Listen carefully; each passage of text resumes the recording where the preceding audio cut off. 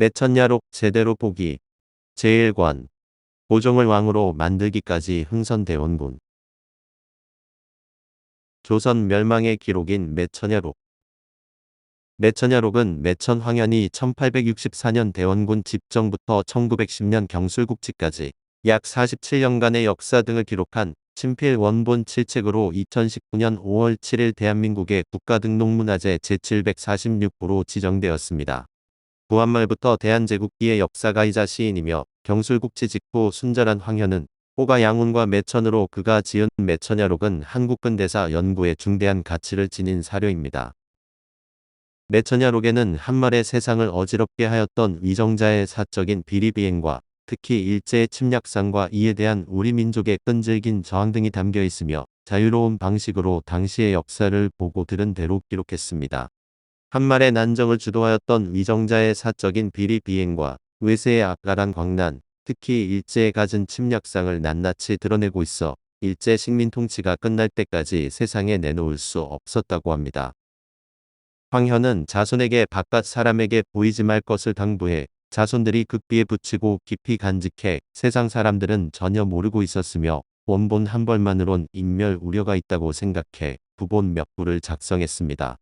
내용이 전혀 알려지지 않다. 1939년 조선사편수회가 남원읍에 거주하는 박정식이 소장하던 부본을 얻어 극히 일부 사람들에게 알려졌지만 일제치하라 조선사편수회는 발간하지 않고 극비에 붙였습니다. 그러나 해방이 된 뒤 1955년 국사편찬위원회에서 책의 사료적 가치를 높이 평가해 전라남도 구례에 있는 황현 본가의 원본과 김태경이 교정한 부본을 토대로 한국사료총서에 첫 번째로 간행했습니다. 흥선대원군의 운현궁 확장.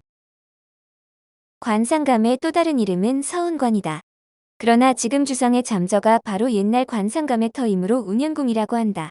철종 초의 경성에서는 관상감에서 성인이 난다는 민요가 있었고 또 운현궁에서 왕기가 있다는 말이 떠돌아다녔는데 그 후 지금 주상이 탄생하였다. 그가 등극한 후 대원군 이하응은 이 터를 다시 넓히고 새로 단장하여 주위에 담장이 수리나되었고 4개의 대문도 설치하여 대내처럼 엄숙하게 하였다.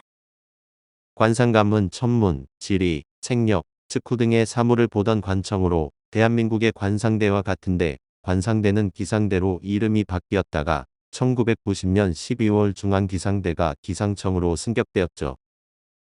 주상은 물론 조선 26대 왕 고종을 가리키는 말로 고종은 잘 알다시피 영조의 현손인 흥선대원군 이하은의 둘째 아들입니다. 잠저는 왕으로 등극한 사람이 왕자나 세자로 있을 때 거처하던 집을 말합니다. 대궐을 다른 이름으로 대내라고 부릅니다. 운현궁은 서울에 있는 건물로 고종의 생부인 흥선대원군의 저택이며 고종이 즉위 전 12살까지 살았던 집이고 관상감의 별칭인 서운관이 있는 앞에 고개라 운현이라 불렸습니다. 고종이 즉위하자 궁궐과 직통된 이곳에서 흥선대원군이 정치를 했고 1882년 이모군란 때 이곳에서 청나라 텐진으로 납치되었는데 한때는 궁궐에 견줄 만큼 크고 웅장했다고 합니다.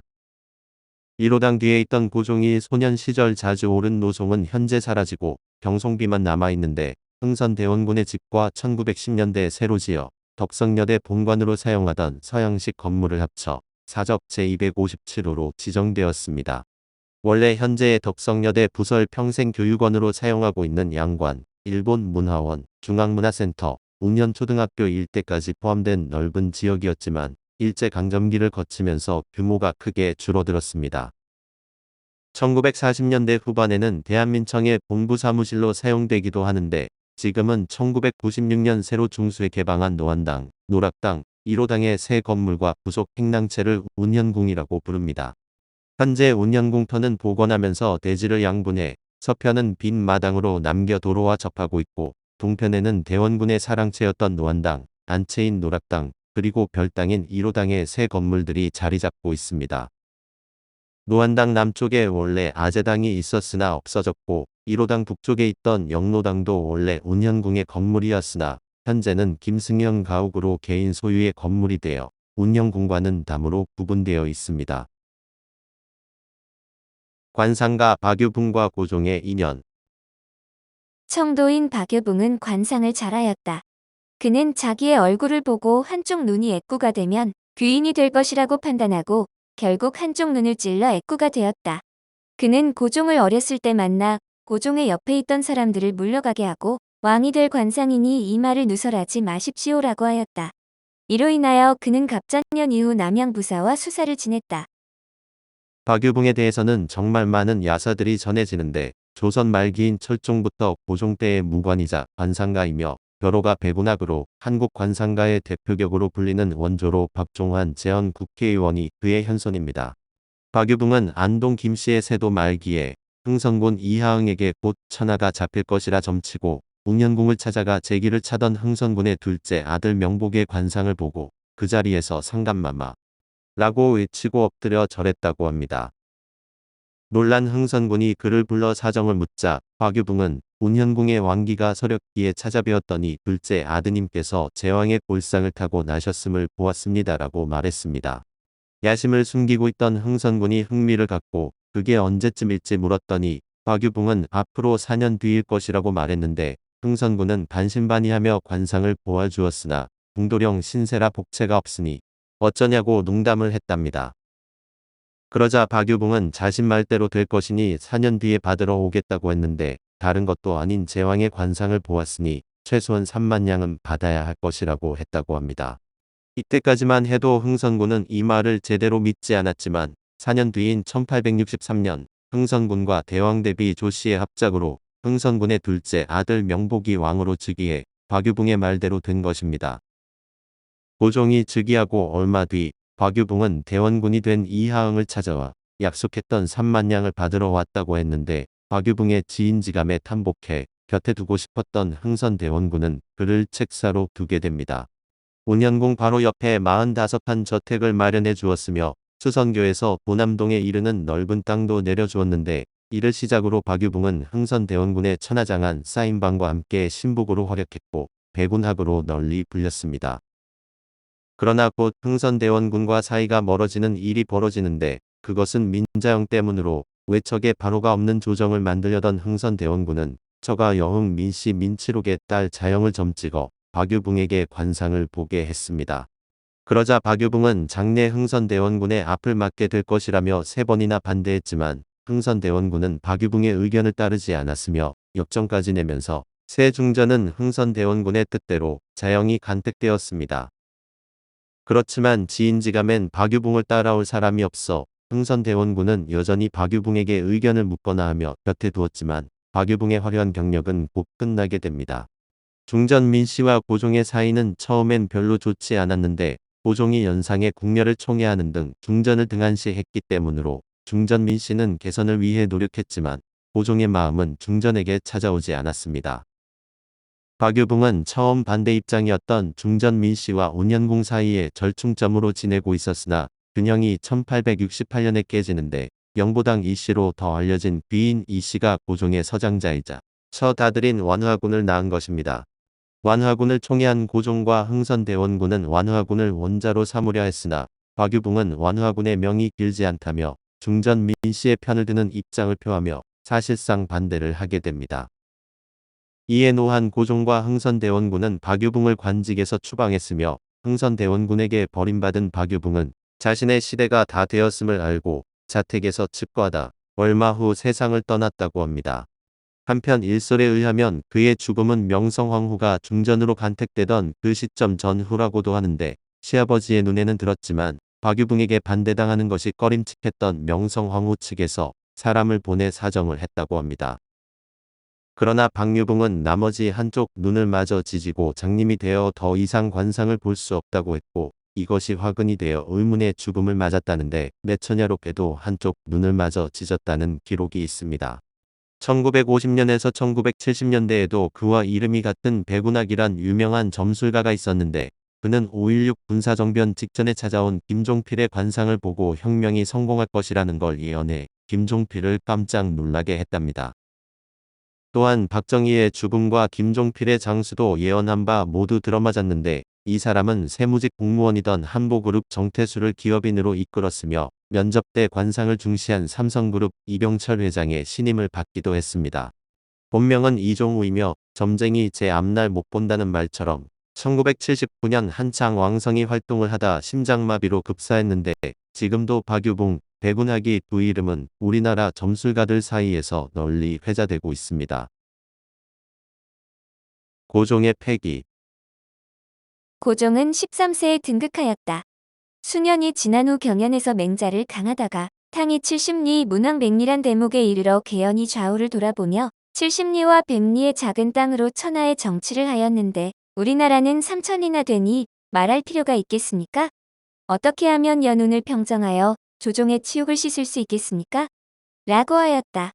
좌중에는 아무도 대답하는 사람이 없었다. 이때 무반의 승지로 입시하였던 신정희가 반려를 넘어와서 이것은 매우 쉬운 일입니다라고 하였다. 이에 고종은 그 대책이 무엇입니까? 라고 묻자 그는 전하께서 덕을 닦으십시오라고 하였다. 경연은 왕이 경사 등 학문을 강론한 자리를 말합니다.